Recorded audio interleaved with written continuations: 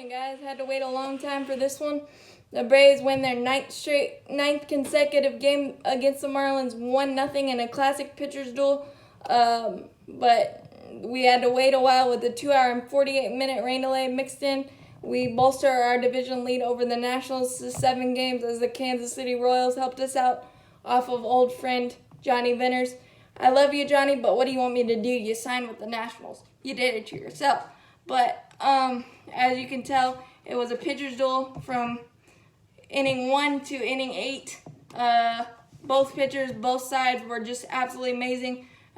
Both sides were betwixt and between. Julio Teheran, 6 innings, 5 hits, 2 walks, 6 Ks. And Yamamoto, 6 innings, 3 hits, 7 Ks, 3 walks, just absolutely insane. Julio Teheran did have to work out of some jams as normal.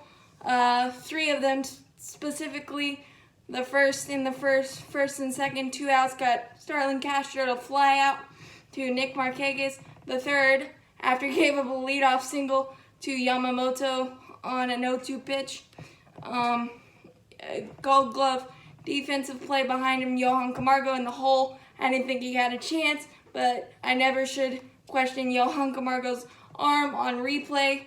He was called out, so runner on second, 1 out, and then he was able to get Neil Walker to strike out looking on a perfectly placed inside fastball to thwart that rally. And then in the 6th, first and second, 2 outs, Jose Alfaro, their scariest hitter in my mind, who already has 3 homers against the Braves, he was able to get him to fly out to thwart that rally. Maybe we should just petition Major League Baseball to allow Julio Teheran to face Miami Marlins every time, because that's now 18 scoreless innings.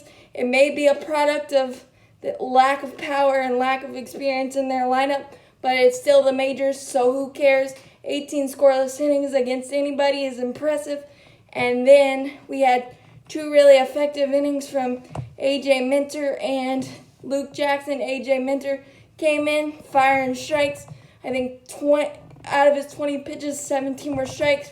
Back-to-back strikeouts. He did give up a single to Neil Walker, but was able to get Starlin Castro to fly out to Ronald Acuna Jr. to in that. And then, of course, Luke Jackson had to make us sweat a little bit with a leadoff double on a hanging slider to Jose Alfaro.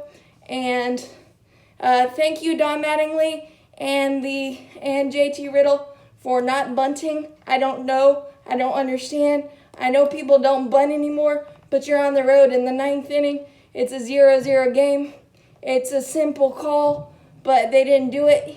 And he struck out, and then Polio struck out, and then the most pesky, annoying hitter for the Braves against the Marlins, Brian Anderson, the one that seems to always do something good for the Marlins against us, lined out sharply to Austin Riley, who made a glorious running catch on a hanging slider. Luke, you got away with one, but that's okay. And then I thought the Braves were going to wait out the new guy because we'd never seen him.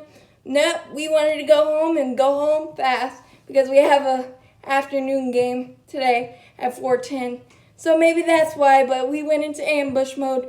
Freddie Freeman, first pitch double, and then they walked Josh Donaldson to set up the double play, but Nick Markakis, with a professional at bat, got to 2-2, fouled off several really good fastballs, and got a little nubber to advance the runners to second and third, forcing them to walk Austin Riley and bring in a 5th infielder. Brian McCann wasn't waiting around and didn't worry about the 5th infielder, lefty. He's been taking advice from Freddie Freeman. Line drive right over the shortstop's head, and let's go home and get some rest as we look for our 10th straight victory against the Miami Marlins and to bolster our division lead even further. I wish the Mets bullpen was better now, but as always, go Braves. This one was fun.